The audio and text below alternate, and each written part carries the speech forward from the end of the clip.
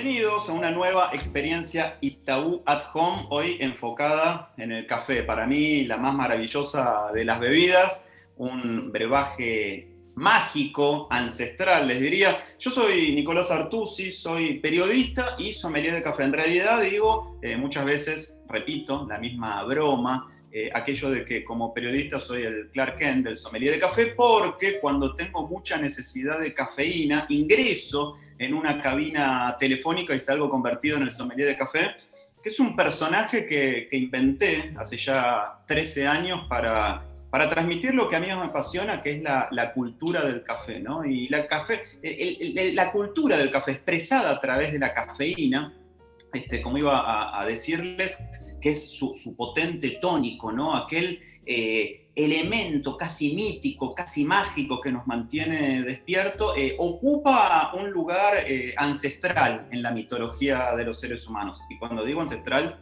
literalmente ancestral, porque el café, para mí, es la bebida de los viajes. Y estamos en una época en la cual estamos confinados, con muchísimas dificultades para viajar.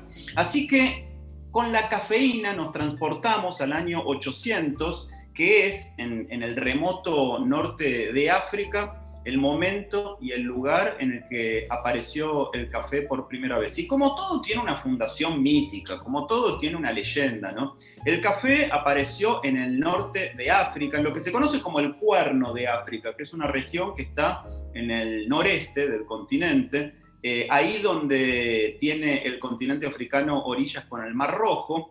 Ahí mismo, del lado de África, está Etiopía. Etiopía, que es un país que en ese entonces, en el año 800, se llamaba Abisinia, y que del otro lado del Mar Rojo, ya del lado de Medio Oriente, o sea, en el continente asiático, en la región del Oriente cercano, como dicen en Europa, está lo que hoy es Arabia Saudita y Yemen.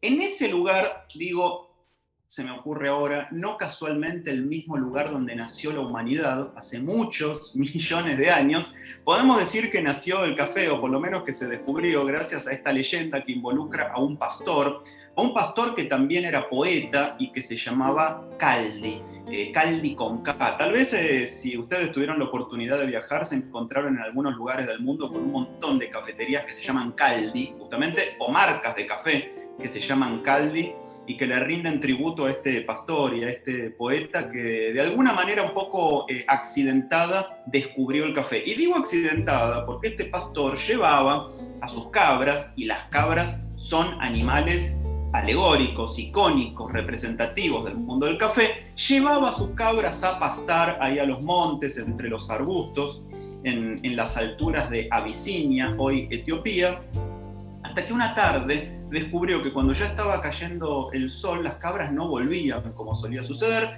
y él subió al monte a buscarlas y se encontró con un espectáculo bastante singular. Las cabras, que por lo general eran mansitas y muy tranquilas, estaban súper estimuladas, excitadas, dándose cornazos unas con otras, corriendo locamente por la región. Y entonces lo primero que temió Caldi, después de descubrir que habían estado comiendo y mordisqueando unos arbustos que estaban por ahí cerca, lo primero que temió fue que las cabras pudieran estar envenenadas. Entonces juntó a su rebaño, se lo llevó nuevamente abajo del monte, pasaron la noche y no solo no murieron porque no estaban envenenadas las cabras, sino que estuvieron casi toda la noche hiperestimuladas, sin dormir, con los ojos abiertos como platos. Al día siguiente, Caldi volvió a llevar el rebaño de las cabras a esa altura de Etiopía y las cabras repitieron el proceso, fueron a comer del mismo arbusto, de nuevo se dieron cornazos unas a otras, anduvieron a los cabezazos, corriendo locamente entre sí, y finalmente Caldi, que además de pastor, como decíamos, era poeta, por lo cual era un hombre con muchísima imaginación, dijo: aquí debe estar el secreto de todo. Juntó algunas hojas, algunas flores y algunas frutas de esos arbustos y las llevó a un monasterio que había ahí abajo y donde él paraba, ¿no? Pensando que ese podía ser el origen de la excitación de las cabras. Y ese era. Cuando llegó al monasterio, los monjes probaron el fruto, la pulpa, les pareció amargo, con poco gusto, casi les diría hasta desagradable, y lo desecharon, dijeron: esto no tiene ningún valor, y lo tiraron al fuego. Y al momento de tirarlo al fuego, la pulpa del fruto del arbusto, empezó a despegarse y a desprenderse de la semilla se transformó gracias a la acción del tostado en el grano de café, casi tal cual como nosotros lo conocemos, y empezó a emanar ese olor característico que para algunas personas, entre las cuales me encuentro, naturalmente es el mejor aroma del mundo. El aroma del café, recién tostado o recién molido o recién preparado, como es este caso. Y la leyenda de la Fundación Mítica del Café habla entonces de ese descubrimiento, un tanto fortuito, porque fue una eureka el que enfrentó el pastor Caldi ahí en Etiopía, en Abisinia, en el año 800. Y al principio también les decía, primero, la cafeína es el componente principal del café, no un alcaloide, un estimulante del sistema nervioso central, que se presenta de manera espontánea en la naturaleza y que además está presente en otras bebidas, como otros estimulantes que terminan con ina, cafeína, mateína, teobromina, guaranina, presente en el guaraná, pero la cuestión es que la cafeína justamente es un estimulante del sistema nervioso, como les decía, que tiene la potestad de llegar muy rápido al cerebro, de generar un efecto anti-insomnio, de alerta, de atención, de estimulación de los sentidos en muy poco tiempo, en 15 minutos, y que tiene un efecto que perdura en el organismo hasta por 4 horas. Ese es el motivo por el cual a muchas personas con problemas para dormir se les dice, ojo, tome su último café del día a eso de las 6 de la tarde. En aquel entonces, en el año 800, en Etiopía, ese era un lugar donde había muchísimos monasterios sufíes. El sufismo es la rama más filosófica y más mística del Islam. Y entonces eran un montón los monjes, los pensadores y los sacerdotes que encontraron en la cafeína, justamente, un estímulo para poder pasar las madrugadas leyendo, estudiando, pensando, debatiendo. En aquel entonces, y ustedes sabrán que el Corán prohíbe el consumo de sustancias alcohólicas entre los fieles musulmanes, al café se le decía el vino árabe, porque era una bebida que estaba de alguna manera fermentada o intervenida, pero que a diferencia del vino podían consumir libremente árabes, turcos, sufíes y todas las expresiones del Islam de la época sin violar los preceptos del profeta. Y en el mundo de aquel entonces, ese mundo conocido alrededor del Mar Rojo, alrededor del Mar Egeo, alrededor del Mar Mediterráneo, lo que se consideraba la modernidad, ¿no? Y la centralidad del mundo, empezó a conocerse el café por aquel entonces como el vino árabe. Y así llegó a Europa, y ese es el motivo por el cual me gusta mucho decir que en esta época donde no podemos viajar, el café es una manera de viajar, aunque estemos sentados y aunque estemos mirando el mundo desde la mesa de un bar, detrás del vidrio, de una vidriera, ¿no? Porque el café, que durante 800 años fue el consumo principal de los islámicos, llegó a Europa, y lo hizo a través del puerto principal que Europa tenía en aquella época, que era Venecia. Cuando el café llegó a Venecia en el año 1600, enseguida se conoció como la gran cosa nueva. Los comerciantes venecianos no tardaron en identificar las mismas bondades, los mismos beneficios que los islámicos habían descubierto antes, que es una bebida espiritualmente intensa, estimulante intelectualmente, que te despierta, que te acelera, que te pone en predisposición para el estudio, el trabajo, la conversación. Y empezó a popularizarse mucho el consumo de café en Europa gracias a las partidas que llegaban vía los turcos a través de Venecia. Pero empezó a popularizarse tanto el consumo del café alrededor del año 1600 en Europa, que despertó la preocupación de las autoridades eclesiásticas, ¿no? Estamos hablando de la época de la Inquisición, y la Santa Iglesia Católica en ese momento empezó a ver con preocupación cómo esa bebida, a la que algunos empezaron a llamar la bebida del diablo, se hacía cada vez más popular. ¿Por qué era la bebida del diablo? Porque es oscura, porque es caliente, porque es infiel, porque venía de territorios desconocidos que no estaban bautizados por la fe católica, sino que se consideraban casi barbáricos, y sobre todo porque justamente no se conocía bien cuál era su origen y cuál era su secreto. Así que hubo tanta polémica y tanta discusión en Europa alrededor de esta bebida del diablo que estaba llegando de territorios infieles, que el problema fue tomado por los comerciantes venecianos que veían con preocupación cómo podía llegar a hundirse o a naufragar, así como la ciudad, su negocio, y le llevaron justamente una prueba de café al Papa Clemente VIII, que era quien justamente tenía que decidir sobre todas estas cuestiones. Y el Papa recibió a los comerciantes venecianos, probó el café que le prepararon y ahí, mirando hacia el cielo, dijo: sería un auténtico pecado dejar esta bebida en manos de los impíos, de los infieles, y en ese mismo momento bautizó el café, y en el año 1600, gracias al Papa Clemente VIII, el café se convirtió también en una bebida cristiana. Podemos decir entonces que el mundo se divide en tres grandes zonas cafeteriles, ¿no? Porque el café es una planta, es un arbusto, como les contaba recién, que crece en los alrededores del Ecuador, en una franja que se conoce en el planeta como el cinturón del café, porque es la franja que va del trópico de Cáncer al trópico de Capricornio, y alrededor de 70 países en todo el mundo, que son los 70 países que están en la parte más gruesa del planeta, son los que producen café. Ya tenemos la primera zona, ¿no? Allí donde se descubrió el café, África y Medio Oriente. Ese es el lugar donde nació el café y donde hay algunas auténticas potencias cafeteriles hoy, como Etiopía, como Kenia y algunos países menores en su producción, como Ruanda o como Uganda. Pero cuando el café llegó a Europa, alrededor del año 1600, en su origen el arbusto crece en el clima subtropical, no tiene que ser demasiado calurosa la zona donde se planta el arbusto, que se llama cafeto, tiene que tener una temporada muy generosa de lluvias. Enseguida, cuando llegó a Europa y se convirtió en el berretín, ¿no? en el fanatismo de todos los europeos, los propios europeos, aún con mucho desconocimiento sobre las cuestiones del mundo, se dieron cuenta pronto de que el café no crecía en Europa, porque el café en Europa, así como en la Argentina, no tiene tierra fértil para crecer.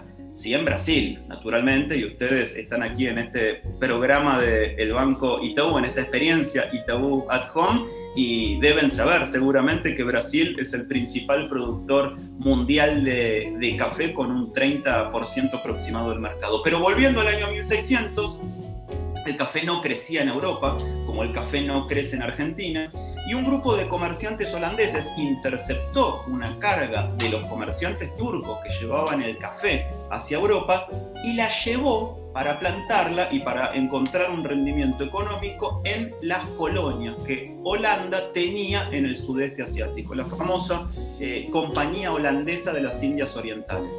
Y a partir de ahí el café empezó a crecer por todos lados, por las islas de Borneo, de Java, de Sumatra, en lo que hoy es Indonesia, en lo que hoy es Vietnam, y así apareció en el mundo la segunda zona del café, que es Asia-Pacífico.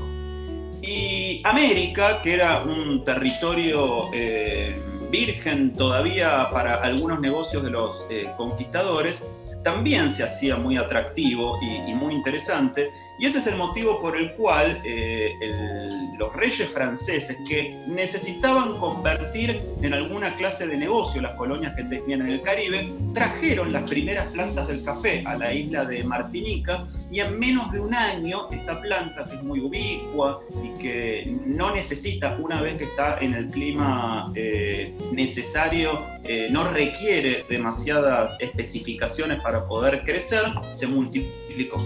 En menos de un año se multiplicó por toda la isla de Martinica. Y entonces los conquistadores dijeron: vamos a hacer negocios con eso.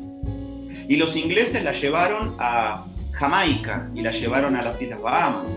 Y los españoles la llevaron, la planta del café, el cafeto, a Colombia y a Venezuela. Y los brasileños la recibieron de los portugueses. Y los holandeses la llevaron a las Guyanas. Y así sucesivamente las distintas colonias que había en el continente americano empezaron a poblarse de las plantas de café, y así nació la tercera zona del café, que es América, sobre todo el Caribe, ¿no? Que es una tierra fértil, y aquí en el sur del continente, Colombia y Brasil. Brasil, el gran campeón mundial, no solo en el fútbol, sino también en el café.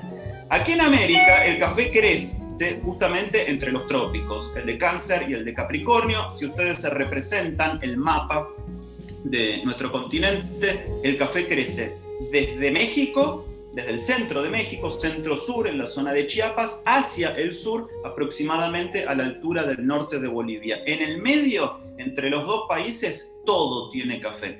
Y el café, además de ser algo que a nosotros nos quita el sueño y que nos gusta mucho disfrutar, es un negocio muy importante. Es el segundo commodity del mundo después del petróleo. Y es la segunda bebida más consumida del mundo después del agua. Y hoy está protagonizando una verdadera revolución. Ustedes seguramente habrán recibido en sus casas distintas variedades de café para disfrutar, por ejemplo, Catuai, la Topacio de Brasil o la de Colombia, y van a poder apreciar distintos gustos, distintos aromas, distintas experiencias que en un ratito nada más un colega, Rodrigo Lampa, les va a transmitir.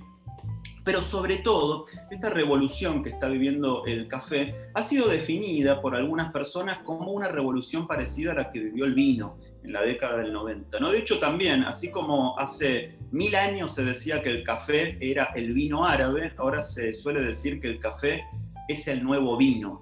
Porque los que somos muy fanáticos del café estamos tratando de evangelizar en su consumo y en su cultura, y transformar un acto automático, irreflexivo, inconsciente, que es tomar café prácticamente como si uno tomara un vaso de agua, en todo lo contrario, en un acto de conciencia, aprender a disfrutarlo y a valorar de una forma completa la experiencia, poniendo en juego por lo menos 4 de los 5 sentidos, ¿no? Primero el olfato, después el gusto, la vista, finalmente el tacto. El café es una sustancia mítica y mágica, como lo documenta su historia, pero además es un potente gestor de comunidad, ¿no? El café es un producto que nace, como les decía, en unos 70 países del mundo, generalmente los países más pobres del planeta, los que están alrededor del Ecuador, y se consume en los países más ricos,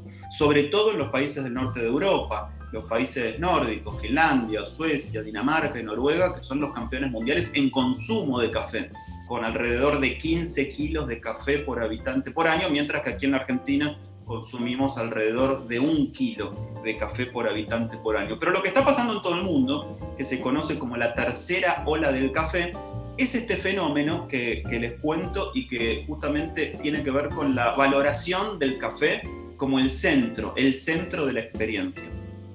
Ustedes habrán visto en Buenos Aires o en otras grandes capitales del mundo pequeñas cafeterías de especialidad, así se llama, café de especialidad, el café que tiene cualidades diferentes a las del café a granel o a las del café que compramos en los supermercados, que son, como me gusta decir a mí, pequeñas cuevas, lugarcitos donde la máquina express ocupa un lugar primordial, donde se convierte prácticamente en la reina del sitio y donde siempre alrededor de la cafetera y alrededor del café hay organizada una conversación, un debate, un dilema, una charla. Ese es el motivo por el cual me gusta decir que el café es gestor de comunidad. Y allá en el año 800, cuando se descubrió en Etiopía o en Abisinia, si volvemos al principio de esta historia, justamente ya por aquel entonces se fundaron los primeros cafés que se llamaban Café Cané.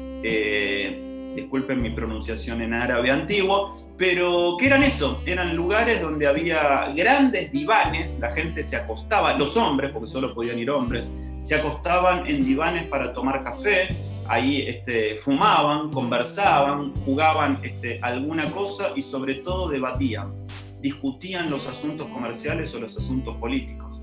Se cree también que la Revolución Francesa nació en las mesas de una de las confiterías más célebres de París. La misma mesa donde cuando murió Voltaire, el gran pensador, que tomaba 80 cafés por día, y esto es un dato no menor, esa misma mesa donde él pidió ser velado. El velorio de Voltaire se hizo sobre la mesa de una cafetería porque era el lugar donde él decía que había pasado más horas de su vida y donde había alumbrado sus mejores ideas. Así que el café, definitivamente, que durante mucho tiempo fue una bebida casi invisible, porque lo tomábamos como nos lo sirvieran, sin pensar, apenas sentándonos en una confitería y haciendo este gesto universal, el del pocillo o el de la C de café. Nunca supe si esto es por el pocillo o por la C, y si yo no lo pude averiguar, les juro que me costó muchísimo, pero no encontré el dato, esa bebida que fue prácticamente invisible siempre porque pasaba delante de nuestros ojos sin que le prestáramos atención, ahora se está convirtiendo en un auténtico fenómeno mundial. Y eso es la tercera ola del café, la revalorización del café, o la puesta en valor, mejor dicho, de una de las sustancias más místicas de la humanidad, aquella que alumbró la obra intelectual de los grandes pensadores y que para nosotros es un gusto cotidiano, un placer diario, porque podemos extender esa sensación de desayuno tardío de los fines de semana con cada café que vayamos a compartir. Hablando de compartir, nuestro colega Rodrigo Lampa tiene para enseñarles en muy poco tiempo y de una manera muy veloz y muy intuitiva cómo preparar café con la prensa francesa. El de Brasil es el café líder del mundo, pero hay más para descubrir, así que los invito a seguir en esta gran experiencia Itaú at Home preparando café, y en unos minutos nosotros nos reencontramos. Mientras tanto, yo termino el mío. Hola, buenas tardes, mi nombre es Rodrigo Lampa y hoy te voy a enseñar a preparar un buen café en tu casa. Dentro de los diferentes métodos de extracción que conocemos para preparar un buen café, como puede ser una cafetera express o una cafetera italiana, tenemos lo que es la prensa francesa. Esto lo van a estar recibiendo ustedes en un kit en su hogar y hoy yo les voy a enseñar cómo preparar un buen café. Algo muy importante que debemos tener en cuenta a la hora de preparar el café con la prensa francesa es previamente calentar la prensa con el agua misma que vamos a preparar el café, y también calentar la taza para que se mantenga durante más tiempo el sabor y el calor dentro de la misma. Una vez que ya calentamos la prensa francesa y la taza por unos segundos, vaciamos el agua y ya nos preparamos para ingresar el café y realizar la extracción. Una vez que obtenemos la molienda media gruesa, recuerden que ese punto de molienda es muy importante para este tipo de extracción. Ahora van a saber por qué. Preparamos cada 10 gramos de café son 100 mililitros de agua. Eso ustedes van a tener en cuenta cuántas tazas quieren preparar. Una vez que obtenemos la molienda, pasamos a verter el café dentro de la prensa.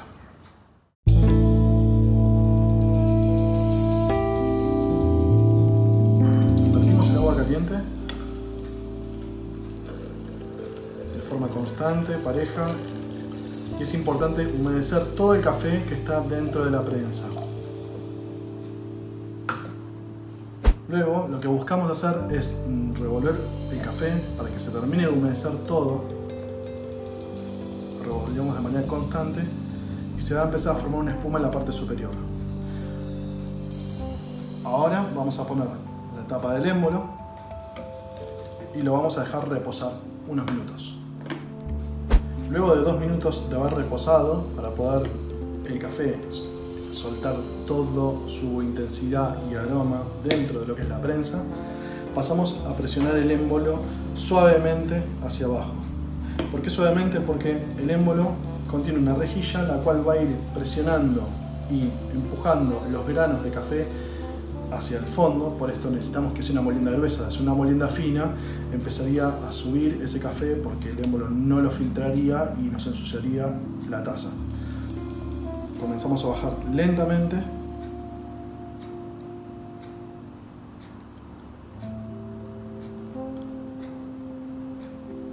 y ya podemos servir.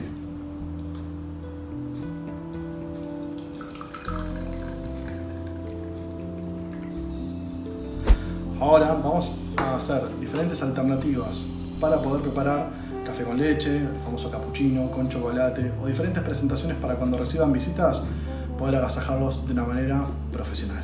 Es importante también a la hora de preparar nuestro café con leche, cappuccino o la bebida que nos guste agregando leche, que la misma tenga un tenor graso alto. Por eso se recomienda para este tipo de preparaciones realizarlo con leche entera. Es importante tener en cuenta que si nosotros abusamos del émbolo y repetimos varias veces el proceso, lo que vamos a obtener es una leche con demasiada burbuja, muy espumosa. Y eso no es lo que queremos. Lo que buscamos es obtener una leche perlada. La leche perlada es de una textura espesa, brillosa, sin mucha burbuja. Comenzamos a mover el émbolo y tratamos de llevar el 50% del volumen de la leche que está dentro. buscamos una intensidad o un sabor intermedio suave, buscamos solamente poner 1/4 de taza de café y el resto va a ser de leche.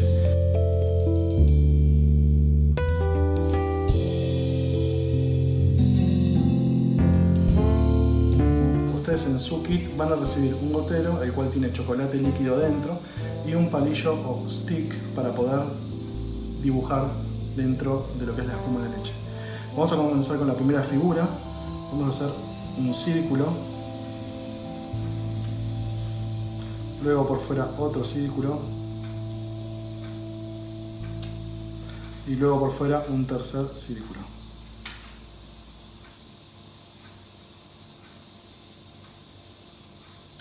Una vez cerrado esto, con el stick desde el centro metemos dentro y llevamos a la punta, limpiamos, metemos al centro, llevamos a la otra punta. Lo mismo lo hacemos en 2 veces más. Ahora, haz desde afuera hacia el centro, mismo proceso. Una vez, 2 veces, perdón, 2 veces, 3 veces y la última, la 4ª vez. Cuando llegamos al centro final, damos una vuelta y redondeamos. Y acá obtenemos la primera figura de café. Pasamos a la siguiente figura. La siguiente figura vamos a hacer cruces de esta manera con el gotero.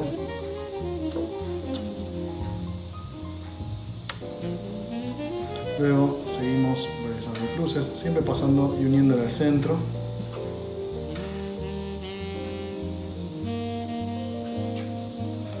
Y ahora lo que hacemos con el stick, una vez que lo hundimos, ya no lo sacamos de la taza. Y desde el borde exterior vamos yendo al centro. Y levantamos. La tercera y última figura que pasamos a hacer son líneas rectas, una debajo de la otra, desde la punta de la taza atravesando.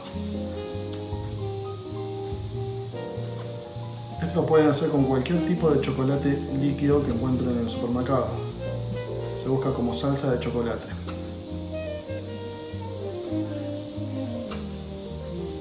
Traten de arrastrar siempre lo más que puedan el gotero o el vertedor para que el chocolate no se hunda rápido. Una vez que terminamos, agarramos el stick, entramos en una punta y lo deslizamos hacia abajo. Lo retiramos, lo limpiamos, volvemos a colocarlo y ahora hacia arriba. Limpiamos, colocamos y hacia abajo. De la misma manera terminamos de formar toda la figura en la taza. Cerramos los bordes para prolijarlo y terminamos nuestra tercera figura.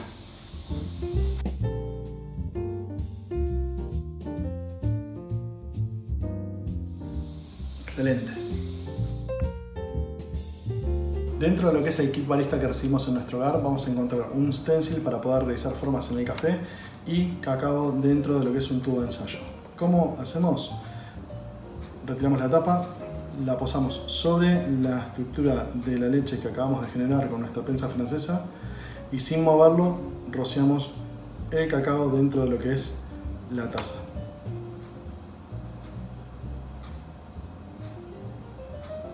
Luego tratamos de retirarlo sin moverlo y van a quedar nuestros granos de café sobre el dibujo. Bueno, esa fue la presentación que hicimos de cómo preparar un buen café en tu casa. Espero que lo hayan disfrutado tanto como yo.